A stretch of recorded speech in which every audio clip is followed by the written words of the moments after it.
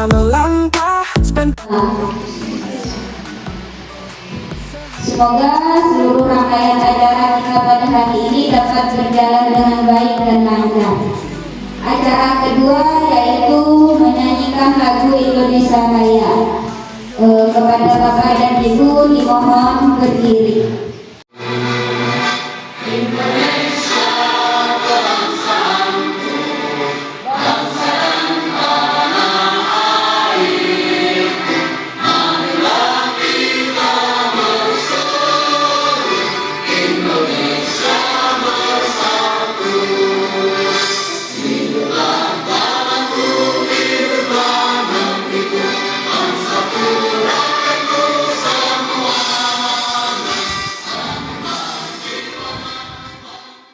Pada siang hari kita bisa berkumpul di ruangan untuk melaksanakan in-house training yang sebenarnya sudah kita rencanakan mulai bulan Juli yang lalu. Namun karena ada beberapa hal yang harus kami ikuti, mulai awal akhir Juli sampai baru kemarin tanggal 16 ya. 16 atau ada istilahnya mengimbaskan, karena nanti untuk kepala sekolah tanggal 2 September nanti akan melaporkan hasil pengimbasan tersebut di SMA Darul Hijrah Fikri. Kemudian untuk guru kita bertiga nanti tanggal 4 September di SMP 1 Matapura. Kolaboratif bersama-sama. Seperti ini Bapak Ibu kita sudah melaksanakan ini kolaboratif, sehingga ada masukan, saran, pendapat dari Bapak dan Ibu. Karena prinsip, visi misi dan tujuan kita adalah inspiratif. Apa yang ada di lingkungan kita ini sesuai dengan situasi kondisi kita, kontekstual, sehingga apa yang kita buat nanti tidak perlu muluk-muluk ya, nyata yang ada di lingkungan kita, selaras dengan pembelajaran mendalam dan dihidupi bersama. Artinya semua warga sekolah itu menyukseskan, tidak perlu. Karena Bapak dan Ibu, visi, misi dan tujuan, visi sebenarnya menggambarkan mimpi besar sekolah kita akan menjadi seperti apa murid yang dilahirkan dari proses pendidikan SMP 4 Matapura itu. Mimpinya apa? Ini yang menjadi permasalahan Bapak Ibu. Kadang-kadang visi itu setiap tahun diganti padahal belum tercapai. Namun apapun yang buat dari pemerintah mengharapkan visi sekolah kita mengikuti surat edaran dari Kementerian Pendidikan. Oleh karena itu, karena saat ini yang sedang booming adalah pembelajaran mendalam PN, maka untuk visi harus menyesuaikan.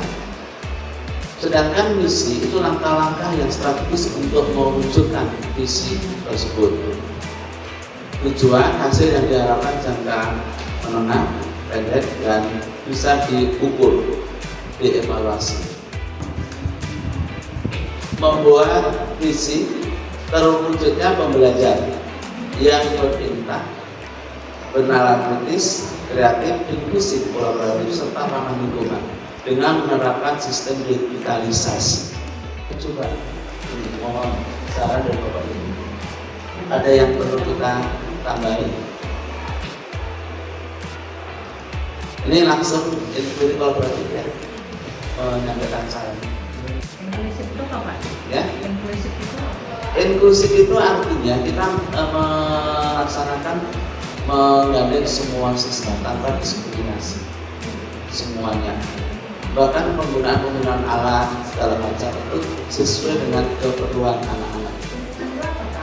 Ramah lingkungan itu seperti ini, kita ramah artinya kita memelihara lingkungan yang ada di sekitar kita.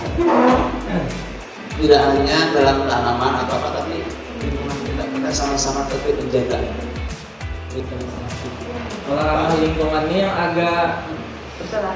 kayak kurang anu tuh Pak. Kurang kan orang Kalau ramah lingkungan itu kan asri bahasanya malah asri. Asli hijau. Ini kan visi itu kayak target pandangan ke depan. Ke depan yang mimpinya. artinya tidak tahun ini yang mungkin tahun depan. Nah, dari visi yang ada perlu coba menciptakan pelajar yang berakhlak mulia, rajin beribadah. Ini visi untuk menciptakan kita yang beriman dan takwa pada Tuhan Yang Maha Esa tadi. Kemudian menciptakan pembelajaran berkualitas, menarik, menyenangkan dan berkarakter. Menarik maksudnya menarik apa? Menarik artinya menyenangkan, berkualitas. Kadang ambil bermakna aja kok Pak. Menciptakan pembelajaran berkualitas, bermakna, menyenangkan dan berkarakter. Boleh. Kalau bermakna itu kan lebih ke kontekstual. Artinya apa yang dipelajari hari ini itu sama istilahnya akan dimanfaatkan di lingkungan gitu Pak.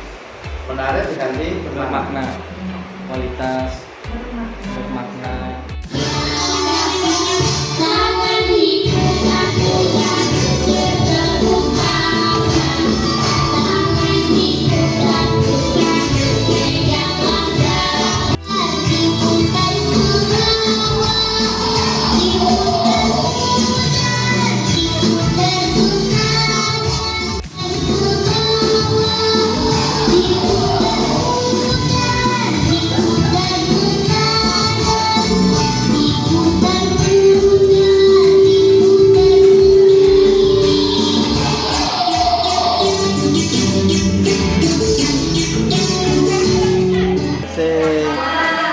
Martapura menukar kiamat, Cakap, lupa menukar hafalan. Mari cakap, kita belajar bersama, cakap. belajar tentang pembelajaran mendalam. Yeay. Satu lagi ya, habis mandi tak lupa pesisir, Cakep, tidak lupa memakai wangian. cakep. Janganlah kita malas berpikir agar jadi guru idaman. Amin. Ada yang namanya pola pikir tetap dan pola pikir bertumbuh. Kami sebut di sana kemarin yaitu PPT dan PPB. Ya, pola pikir tetap dan pola pikir bertumbuh. Nah, di sini untuk pola pikir tetap, ya, misalnya di sana belajar cara mengenali suara PPT. PPT itu tadi Bapak Ibu adalah pola pikir tetap. Nah, di mana suaranya? Suara yang menimbulkan kekhawatiran dalam menghadapi tantangan atau kesulitan. Nah, itu suara PPT tadi. Kalau kita pola pikir kita bertumbuh, itu dia akan menerima pekerjaan yang belum pernah sama sekali dikerjakan dengan sebab ini akan menjadi peluang untuk belajar dan mengembangkan potensi yang ada di diri kita. Tidak menolak artinya Bapak Ibu. Ini. Ya, ini kan intinya di sini ya, RPP. Makanya kita langsung aja nih membahas istilahnya bukan modulasi ya, tapi RPP. RPP PM atau pembelajaran mendalam. Ya, komponennya ini ada yang ini atau formatnya seperti yang terlihat di layar. Minimum ya, komponen minimum perencanaan pembelajaran. Yang pertama itu identifikasi. Di paling atas identifikasi ini ada dimensi, harus mengandung dimensi profil lulusan dulu. Pilih dimensi profil isinya ya di identifikasi ini. Di bagian dimensi profil lulusan itu pilih dimensi profil lulusan yang akan Bapak Ibu capai dalam pembelajaran. Yang pertama ya keimanan ya, terus kewargaan, nalar kritis, kreativitas, kolaborasi, kemandirian, kesehatan dan komunikasi. Ini kan kalau tidak ada contoh ya pakai tulisan aja ya. Jadi ada contohnya. mana yang akan Bapak Ibu pilih, dimensi apa yang akan dicapai dalam pembelajaran atau TP yang Bapak Ibu buat. Yaitu isinya identifikasi di bagian dimensi profil lulusan. Selanjutnya di bawahnya adalah tujuan pembelajaran. Tujuan pembelajaran ini kita tuliskan tujuan pembelajaran yang mencakup kompetensi dan konten pada ruang lingkup materi dengan menggunakan kata. Apakah seperti ini dan pembelajaran ini? Ketika kita ini tentang IPA, ya kita kan menerangkan tentang dosen, dan ini saya ada IPA, saya ilmu ini, kelompok saya ada ini. Kemudian kita bawa mereka ke diskusi kelas. Lalu kita ajukan soal pertanyaan, apa sih beda saya dengan ilmu yang lain? Saya itu. Apakah seperti itu? Lalu si anak secara berkelompok mengerjakan Setelah itu tidak membosankan murid, mereka ternyata di joyful tadi, terus berkesadaran, mereka sadar bahwa harus belajar, tidak malas, karena ini akan dipakai terus materi atau pembelajaran ini sampai dia lulus nanti. Nah jadi itu tahapannya di KM tadi itu siswa atau murid harus sadar itu penting pelajaran ini, tapi tidak bosan gitu. Dan akhirnya ada joyful tadi. Jadi perlu kita misalnya siang anak-anak mulai bosan, kita putar SDG atau apa ya. Jadi anak-anak inquiry kolaborasi. Inquiry kolaborasi ini hampir mirip seperti Combat, cuma pada inquiry kolaborasi nanti ada prosesnya. Jadi tidak hanya habis di satu kali Combat, satu kali pertemuan, tidak seperti itu kalau inquiry kolaborasi. Nah, jadi inquiry kolaborasi adalah pendekatan berbasis tim yang memungkinkan guru untuk bekerja bersama dalam mengidentifikasi tantangan di kelas, merancang strategi pembelajaran, dan secara berkelanjutan merefleksi serta menyempurnakan praktek pengajaran. Pendekatan ini bersifat reflektif dan berbasis data, berfokus pada proses kolaboratif yang tidak hanya bertujuan meningkatkan hasil belajar, tetapi juga mengembangkan profesional guru melalui analisis data dan perbaikan strategi pembelajaran secara bersama-sama.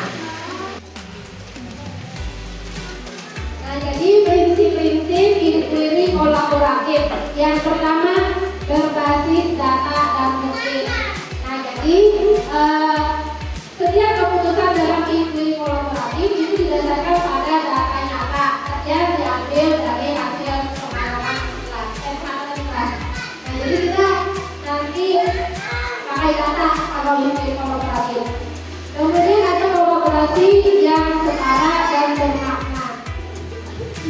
Nah, mungkin untuk inquiry kolaborasi ini sudah kita laksanakan ya Pak di kemarin itu untuk hari Senin ya Pak, rasanya kita berkolaborasi atau misalkan kayak kemarin kita sudah melaksanakan misalkan di kelas misalkan ibu Jamila ngajar habis itu keluar kelas si ini nih kalau mau belajar atau mengerjakan PR nah itu masalah nanti kita obrol nanti kita bahas bersama semua rekan kerja gitu.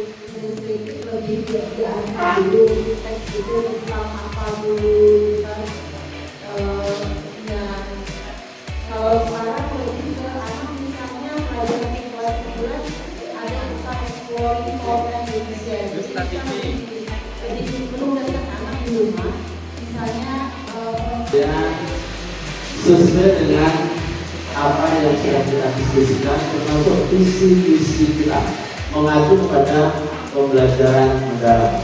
Sebenarnya sudah dulu belajar sudah, namun ada hal yang harus kita gerakan sehingga semuanya bisa membangun sekolah dengan sebaik-baiknya, terutama pada warga sekolah kita, antara anak, kemudian bapak ibu guru, kepala sekolah, orang tua, bahkan masyarakat sekitar. Dan tadi dalam pembuatan RDP atau melakukan segala sesuatu harus kita jangan sampai meninggalkan yang belakang 334 itu harus menjadi acuan kita. Oleh karena itu, nanti bisa saja pada saat membuat RDP secara kolaboratif bersama-sama. Mudah-mudahan kita Bapak Ibu sudah bisa membuat RDP dengan menggunakan metode pembelajaran.